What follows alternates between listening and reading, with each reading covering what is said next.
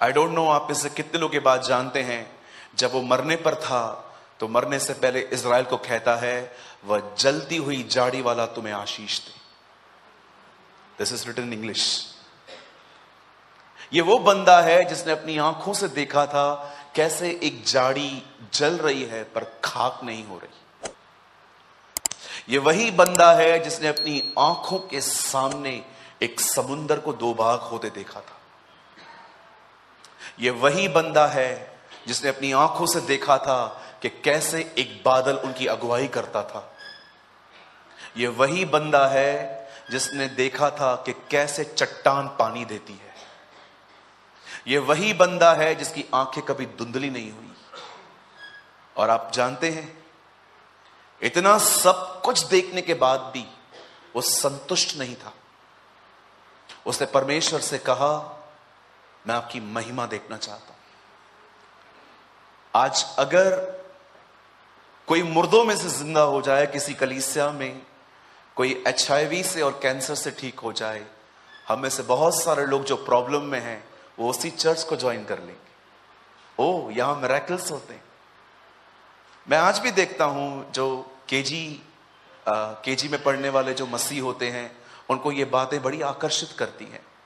ओ, रसौली निकल गई, ओ ये बाहर आ गया, ओ ये मिल गया, ओ मैं वहां पर गया तो मैंने अपनी आंखों से देखा इंस्टेंट हीलिंग्स। पर मूसा हमारी तरह नहीं था। इतना सब देखने के बाद भी वो परमेश्वर से कहता है, मैं आपके रास्तों को समझना चाहता हूं, आपके चलने के तरीकों को समझना चाहता हूं। इसीलिए कलाम कहता है, उसने इजराइलियों को अपने काम परंतु मूसा पर अपनी गति प्रकट की। इंग्लिश में लिखा है, he show his miracles on the sons of Israel, but he show his ways to Moses। आज जो संदेश पवित्र आत्मा आज हमें देने वाला है, वो किसी मिरेकल के ऊपर नहीं है, वो कोई चमत्कार नहीं है।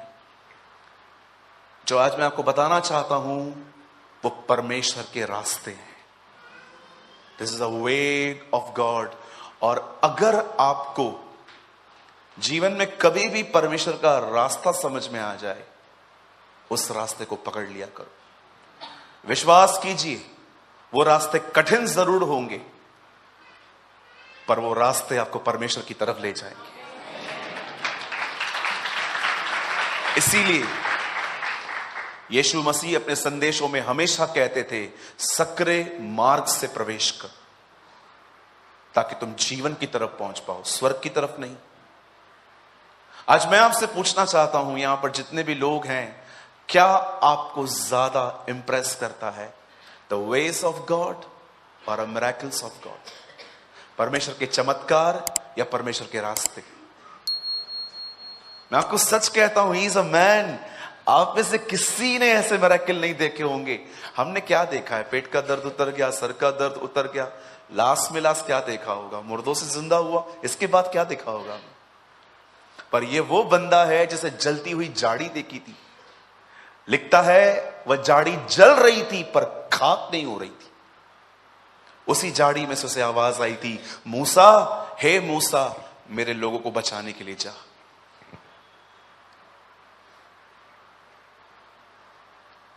ये वही बंदा है जिसने अपनी चप्पलों को कभी गसते हुए नहीं देखा था। जैसे जैसे उनके पैर बड़े होते थे, उनके चप्पलों की साइज बड़ी होती थी। क्या कभी आपने पढ़ा कि जंगल में उन दिनों में चप्पल की दुकान थी और वो लोग खड़े होकर चप्पलें बदल रहे थे? कभी नहीं पढ़ेंगे। तो साइज कैसे बढ़ा? कितने लोग हैं यहां पर, आपने मूसा से ज्यादा मिरेकल एक्सपीरियंस किए हैं? पॉसिबल ही नहीं है। उससे जलती हुई जाड़ी देखी, उससे लाल समुद्र को दो भाग होते हुए देखा, उससे चट्टान में से पानी निकलते देखा, उससे बादल को, कैसे बादल अगुवाई करके चलता है, उसने वो देखा। बट कहां से भी ये संतुष्ट नहीं हुआ। इसने परमेश्वर से कहा, मैं आपको देखना चाहता हूं। तब परमेश्वर ने उसे अपने रास्ते सिखाए, अपने रास्ते समझाए कि मूसा देख, मैं इसी तरह चलता हूं। मेरे भाइयों, मेरी बहनों, जो लास्ट तक बैठे हैं, खड़े हैं, जहां पर भी आप हैं, मैं आपको फिर से कहना चाहता हूं, आज का संदेश परमेश्वर के चमत्कारों पर नहीं है, आज का संदेश उसके रास्तों पर है, और ये सिर्फ मुझे परमेश्वर के अनुग्रह से मिला है। क्या आप सब तैयार हैं? कहिए अपने पास वाले से, आज हम परमेश्वर के रास्तों को पहचानेंगे। आमीन। आइए मेरे साथ खोलिए, सब बाइबल लाए हैं? Hard copy? हाँ, मोबाइल नहीं, हार्ड कॉपी। मोबाइल में बाइबल मत खोलिएगा, आपके लिए प्रोजेक्टर है यहां पर। अगर आपके पास मेरी तरह हार्ड कॉपी है तो ही आप बाइबल खोलिए। मैं चाहता हूं आप सब मेरे साथ खोलें मत्ती रचित सुसमाचार और उसका 6th chapter. Open with me the gospel of Matthew chapter 6।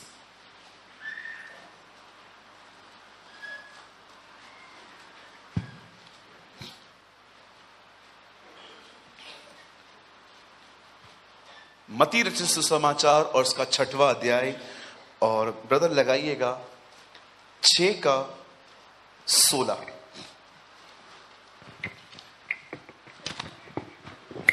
6:16।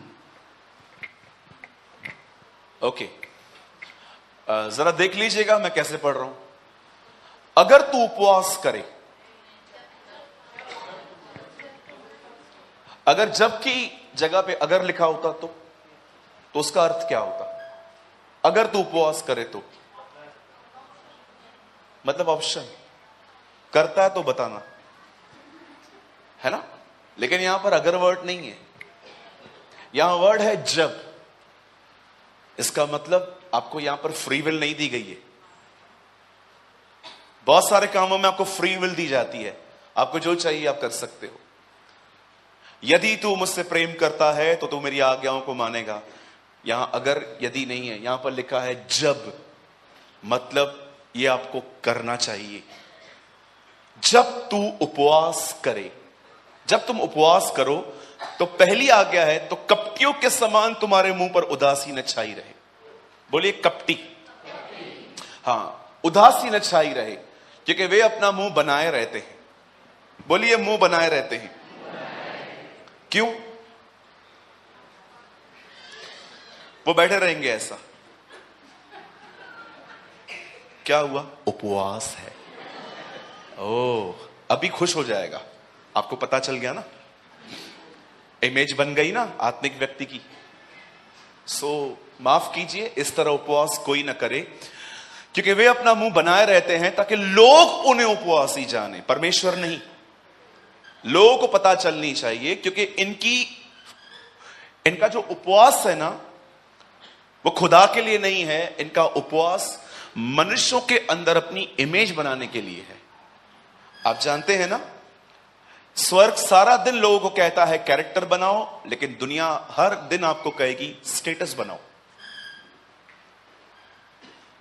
स्वर्ग है ना, हर दिन आपको कहेगा कैरेक्टर ठीक करो, लेकिन दुनिया आपको हमेशा कहेगी स्टेटस पे ध्यान दे। अब ये आपके ऊपर है कि आप किस चीज के पीछे हैं, स्टेटस और कैरेक्टर। अगर आज भी कोई आपके लिए कुछ कहता है, आप सही हो फिर भी कहता है और आपको इससे तकलीफ होती है, यू आर आफ्टर स्टेटस, आप स्टेटस के पीछे हैं। अब देखिए उसके बाद क्या लिखा है, मैं तुमसे कहता हूं कि वे अपना प्रतिफल पा चुके। बोलिए पा चुके। तालियां बजाइए।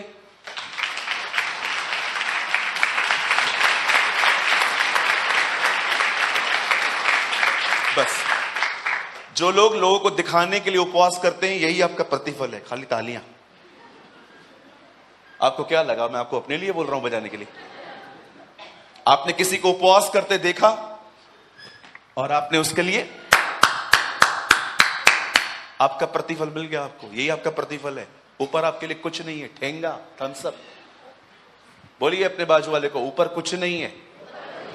हाँ, ऊपर जाएंगे, जिब्राइल को बोलेंगे भैया 40 डेज फास्टिंग की थी, जिब्राइल एक स्वर्गदूत को बोलेगा थम्स अप दे उसको, ये लो पियो, थम अप। हो गया ना उपवास, तुमने किया लोगों को दिखाने के लिए, फिर भी तुम्हारी इज्जत की, थम्स अप पिलाई। हाँ, तो तो ऐसे उपवास नहीं करना है। सबसे पहले बोलो, ऐसे नहीं करना है। हमारा खुदा बड़ा यूनिक है। इससे पहले कि वो आपको बताए कैसे करना है, उससे पहले वो ये सिखाता है कैसे नहीं करना है। ठीक है? कुछ लोग हैं ना, 40 डेज की फास्टिंग करते हैं ना, फिर एक दूसरे को फोन करते हैं, आपका कोई प्रेयर रिक्वेस्ट है क्या? मैं 40 दिन के फास्टिंग में हूं। हाँ, एक रिक्वेस्ट है क्या? फिर किसी को मत बताना। अब क्यों बताते हैं मुझे बताइए, जानबूझ के क्यों बताते हैं? जब आपके सामने कुछ परोसा जा रहा है तब बताइए ना, नहीं खाऊंगा। हम लोग आ रहे थे तो ब्रदर्स लोग कहां रुके थे, कुछ लोग खा रहे थे, कुछ लोग नहीं खा रहे थे। किसने मुझे भी ऑफर किया, ब्रदर आप खाओगे? तो मैंने उनको कहा, नहीं ब्रदर आज मेरा उपवास है। ये शो ऑफ नहीं है, ये डिफेंस है। इसको शो ऑफ नहीं कहते। खाने से बेस्ट है मैं बता दूं। कभी कभी लोग हैं ना, बहुत कंडेम करते हैं खुद को, अरे मैंने बता दिया, अरे मैंने बता दिया। अरे ये बताना नहीं है, ये बचाना है। Hallelujah, praise the Lord. कितने लोग को थोड़ी ज्योति मिल रही है? हाँ, ये तो बात सही है यार।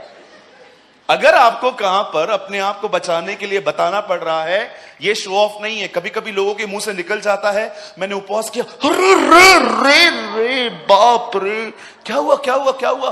मैंने उपवास के लिए बता दिया। द बाइबल सेज जब तुम उपवास करते हो तो कपटियों के समान पहले समझिए आपको फास्टिंग कैसे नहीं करनी है। उसके बाद मैं आपको बताऊंगा फास्टिंग क्यों की जाती है। और आज मैंने एस्तर को चुना है। मैं आपको एस्तर की किताब में से बताऊंगा हाउ टू फास्ट। फास्टिंग है क्या? अब देखो, नेक्स्ट वर्ड में वो बताता है एक्चुअली उपवास क्या है। पर जब तू उपवास करे तो अपने सिर पर तेल मल। बोलिए तेल। ओहो तेल। Be filled with the Holi spirit. जब तू उपवास करे तो अपने सर पर तेल मल और अपना मुंह धो। कितने लोग हैं फास्टिंग के अंदर इस तरह जिंदगी जीते हैं, किसी को नहीं दिखाते, हमेशा मुंह धो के रहते ताकि किसी को नहीं पता चले। हम तो मुंह पे उदासी छाई रहती है हमारे। भैया क्या हुआ? भैया हुआ क्या? कुछ नहीं। भैया क्या हुआ? उपवास है। No no no no no, कहिए एक्टिंग नहीं करनी है। हाँ, आप उसके लिए फास्टिंग नहीं कर रहे हो, आप अपने और खुदा के लिए कर रहे हो। मेरी बातों को समझ में आ रही है आपको? चलिए आगे बढ़िए ब्रदर। 6:17, ताकि लोग नहीं पर तेरा पिता जो गुप्त में है तुझे उपवासी जाने। इस दिशा में तेरा पिता जो गुप्त में देखता है तुझे प्रतिफल देगा। याद रखिए, हर फास्टिंग की रिजल्ट नहीं आती। अगर आपको लगता है आज मैं भूखा मरूंगा सारा दिन, रिसेंटली मुझे कॉल आया, एक बहन ने कहा मैं प्रॉब्लम में हूं, मैं चाहती हूं कि आप 20 दिन मेरे लिए उपवास करें। मैंने कहा बहन काम तेरा फंसा हुआ है, भूखा मैं मरूं। ये तो बड़ी अजीब बातें लगती हैं। एक नहीं, 2 दिन नहीं, बहन बोलती है 20 दिन उपवास। मैंने कहा प्रभु मैं घर के लिए न करूं, इसके लिए करूं? अजीब अजीब बातें हैं ना। इस दिशा में तेरा पिता जो गुप्त में देखता है तुझे प्रतिफल देगा। अब मैं कुछ समझाना चाहता हूं आपको। यह इंफॉर्मेशन हर एक के पास है आजकल, लेकिन इसके पीछे कुछ है जो आज हमें समझनी पड़ेगी बात। क्या होता है उपवास? क्या परमेश्वर आपको इसलिए आशीष देता है क्योंकि आप भूखे हो, आपने खाना छोड़ दिया है? No no no no no. आप विश्वास कीजिए, आप उपवास को इस तरह देखते हैं कि मैंने आज खाना छोड़ा है, लेकिन परमेश्वर की दृष्टि में वो कुछ और ही है। और मैं चाहता हूं आप आज इसको समझो। बिलीव मी, आज के वचन के बाद आप हर हफ्ते फास्टिंग करोगे। बोलिए आमीन। कहिए प्रभु मुझे फास्ट रखने में हेल्प कर, यीशु के नाम में, आमीन। आइए मैं चाहता हूं आप सब सामने देखें। अब बाइबल बताती है आज से बहुत साल पहले एक राजा था जिसका नाम था शरिश्य। वचन कहता है वो 127 प्रांतों पर राज्य करता था और उसकी जो वाइफ थी, जो रानी थी, उसका नाम था वश्ती। कलाम कहता है कि राजा ने एक दिन ये डिक्लेयर किया कि मैंने एक बहुत बड़ी जिनावर दी है, मैंने एक बहुत बड़ी पार्टी दी है, जितने भी लोग मेरे प्रांतों में काम करते हैं, जो भी मेरे को वर्कर हैं, सब दरबार में आओ। बाइबल बताती है ये पार्टी 180 दिन चली थी, 180 डेज। हमारे घरों के अंदर पार्टी हाफ डे चलती होगी, नाइट पे चलती होगी, लेकिन यहां पर कलाम कहता है वह पार्टी 180 दिन चली। 180 दिन राजा ने लोगों को अपनी दरबार में रखा, उन्हें अपने कर्टन्स दिखाए, मार्बल दिखाया। बाइबल बताती है वहां के अंदर चौकियां जो थी वो सोने और चांदी की बनी हुई थी। यहां तक कि कलाम कहता है अमेजिंग दरबार था उसका। बड़े ध्यान से सुनिए, जब राजा ने लोगों को अपनी दरबार में बुलाया सिर्फ अपना वैभव और अपनी वेल्थ को दिखाने के लिए, बाइबल बताती है उन्हीं दिनों में जब राजा ने बहुत ज्यादा ड्रिंक कर ली थी, राजा ने अपने प्रधानों को, अपने लोगों को कहा जाओ वश्ती को ले आओ। वश्ती ने बहनों को अलग से पार्टी दी थी, वो अलग रूम में थे, बॉयज अलग रूम में थे। आपको पता है इतनी डिटेल्स है वहां पर, आप पढ़ के देखिएगा अगर आपको टाइम मिलता है ना। ये पूरा हफ्ता एस्तर की किताब पढ़ो, पूरा हफ्ता। मैंने आज खुद सुबह से लेकर अब तक 4 बार पढ़ी है, 4 टाइम्स मैंने वो किताब पढ़ी है। हर बार जब मैं उसे पढ़ रहा था मैं कुछ नया समझ रहा था। हर बार मैं जब उसे पढ़ रहा था मुझे कुछ न्यू चीजें लर्न करने को मिल रही थी। मुझे इतना मजा आ रहा था, मुझे लग रहा था प्रभु काश ये किताब नए नियम में होती ताकि और भी लोग पढ़ पाते। क्योंकि आप जानते होंगे बहुत सारे लोग पुराने नियम को स्टार्ट तो करते हैं, वो उत्पत्ति पढ़ लेते हैं, उसके बाद वो निर्गमन पढ़ लेते हैं, लेकिन लेवी व्यवस्था तक आते आते लोग बाइबल पढ़ना बंद कर देते। अरे बाप रे ये कैसी किताब है भाई, जिल्ली निकाल के रख, गुर्दा निकाल के रख, मटन निकाल के रख, ये अलग कर, ये अलग कर। इतनी रिपीटेशन है, कई लोग है ना जब पढ़ते हैं ना उनको पेट में दर्द होना स्टार्ट हो जाता है। बाप रे ये तो बड़ी कठिन है। फिर हम लोग कहते हैं कुछ और भी है क्या पढ़ने के लिए, फिर हम सीधा जंप मारते हैं नए नियम। और कभी कभी तो लोग नए नियम के पहले चैप्टर को ही पढ़ के बंद कर देते। इब्राहिम से इसहाक, इसहाक से याकूब, याकूब से ये, इससे ये क्या है? ये बाइबल है क्या है?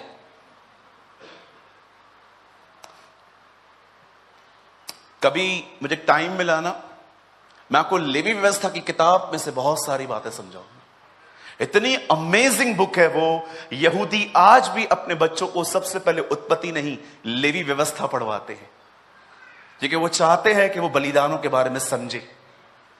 अब जानते हैं यहां पर क्या हो रहा है, जरा आराम से सुनिए। देयर इज अ किंग, उसका नाम शरिश्य है। बाइबल बताती है उसके अंडर में 127 प्रांत हैं, और मैं आपको बताना चाहता हूं एक प्रांत उसका हिंदुस्तान भी था। एस्तर की किताब में हमारे भारत का नाम है ना, India. India is a blessed country, आमीन। कहिए हमारा भारत आशीषित मुल्क है। यस, क्या हुआ, दिल से नहीं निकल रहा है? बोलिए यस, इंडिया इज ब्लेस्ड। हाँ, मुझे बहुत पसंद है मेरी कंट्री। कभी भी लोग आपको अब्रॉड से कॉल करें ना, हाँ हमारे पास BMW है, हमारे पास ये है, हमारे पास वो है, उनको बोलो ऑटो है क्या? हमारे पास ऑटो है। मैंने एक को कहा था हम ड्राइवर के साथ आगे बैठ के जाते हैं ऑटो में। बहुत लोगों ने तो रिक्शा उधर ही चलाना सीख लिया है, वो इतनी बार आगे गए वो खुद ही समझ जाते।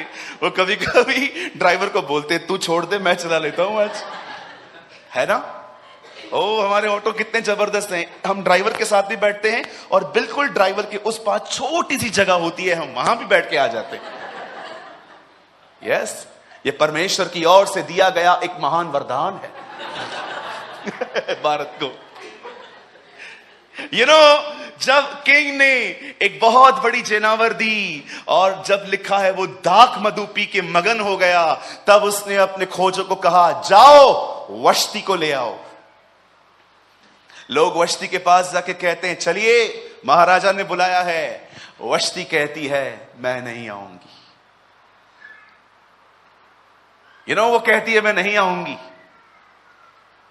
और जब यह खबर राजा तक पहुंचती है कि मेरी रानी ने सबके सामने आने से मना कर दिया है, उसे बहुत बेइज्जती महसूस होती है। लिखा है वो क्रोध में जल गया। और जानते हो उसके बाद बाइबल बताती है उसने अपने सारे प्रधानों को बुलाया और कहा इस लेडी ने ये किया है, अब तुम बताओ क्या करना चाहिए। उन्होंने कहा इसको रानी के पद से उतार दो, क्योंकि जब इसके काम की चर्चा हर घर घर में होगी तब सारी बहनें हमारा भी आदर नहीं करेंगी, कहेंगी कि वश्ती ने ऐसा किया। होता है ना कभी कभी, कई सारे जो लोग हैं वो अलग अलग एग्जाम्पल को यूज करते हैं ना। आपने देखा है झगड़ों के अंदर आपके पति आपको कई बार क्या बोलते हैं, हिटलर है क्या तू, कहां से आया हिटलर, राइट। सबने कहा she is a bad example, ये गलत उदाहरण है, राजा को बर्दाश्त नहीं करना चाहिए। तब राजा ने उसे रानी के पद से निकाल दिया। अब राजा ने उसे निकाल तो दिया, लेकिन पट रानी का जो वहां पर औहदा था वो खाली था। जब लोगों ने देखा कि अब राजा ने हुक्म तो दे दिया है लेकिन वो प्लेस एम्प्टी है, उसके लिए कैंडिडेट चाहिए, तब बाइबल बताती है उसके राजा के लोगों ने डिसाइड किया कि हम बाहर जाएंगे, खूबसूरत औरतों को देखेंगे, उन्हें दरबार में लेके आएंगे और हम उन्हें तैयार करेंगे और राजा के सामने भेजेंगे। जिसको वो चाहे वो अपनी रानी चूज कर सकता है। बाइबल बताती है उन दिनों में एक व्यक्ति था जिसका नाम था मोर्दकाई, उसकी कजिन सिस्टर थी जिसका नाम था एस्तर। बाइबल बताती है वो बहुत खूबसूरत थी, वो बहुत, हिंदी में लिखा गया है रूपवान थी, वो बहुत ब्यूटीफुल लड़की थी। जब उन लोगों ने उसे देखा तो उन्होंने चूज किया कि यह भी दरबार में पहुंचा दी जाए। और जब एस्तर वहां के दरबार में पहुंचा दी गई, 12 महीने तक एस्तर को सजाया गया। 6 महीने पहले उसके पूरे बदन के लिए एक ऑयल दिया गया, उसके बाद कुछ और चीजें उसके लिए दी गई। 12 महीने तक वो तैयार हुई सिर्फ एक मुलाकात के लिए। कितने लोगों को यहां पर यीशु मसीह दिख रहे हैं? कम ऑन, पूरी जिंदगी तैयार होंगे हम सिर्फ उससे मिलने के लिए। आमीन। हे यरूशलेम, तेरा राजा आ रहा है। आमीन। एस्तर की किताब में आप देख सकते हो कैसे वो 12 मंथ्स रेडी हुई थी सिर्फ एक मुलाकात के लिए। आपको पता है अगर वो उस मुलाकात में रिजेक्ट होती वो कभी नहीं बुलाई जाती, वो कभी नहीं बुलाई जाती। 12 महीने तक उसकी फेलोशिप चेंज की गई, उसे नई सहेलियां दी गई, उसका खाना बदल दिया गया और उसके बदन के जो ऑयल्स थे वो चेंज कर दिए गए। हर दिन उसकी संगति बदली गई।